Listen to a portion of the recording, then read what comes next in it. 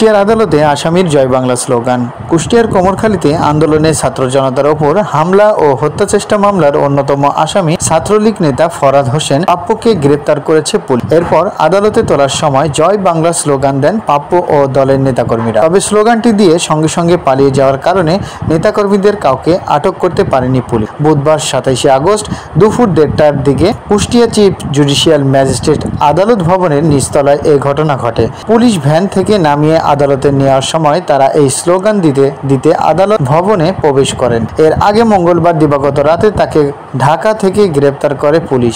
বিষয়টি নিশ্চিত করেছেন কুমারখালী থানার ভারপ্রাপ্ত কর্মকর্তা ওসি খন্দকার জিয়াউর রহমান। গ্রেফতার ফরহাদ হোসেন পাপ্পু কুষ্টিয়া কুমারখালী উপজেলার ইলিঙ্গি এলাকার মতি হোসেনের ছেলে।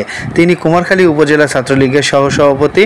জুলাই আন্দোলনের সময় শিক্ষার্থীদের ওপর হামলা ও হত্যাচেষ্টা মামলার এজাহারভুক্ত 3 নম্বর আসামি। এ মামলায় তাকে গ্রেপ্তার দেখানো হয়েছে।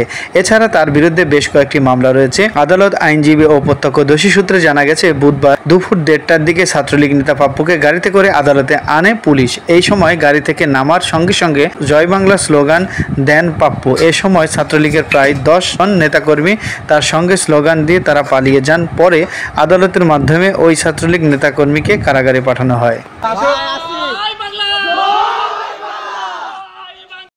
নিউজ ডেস্ক, সূর্যোদয়, খুলনার বার্তা।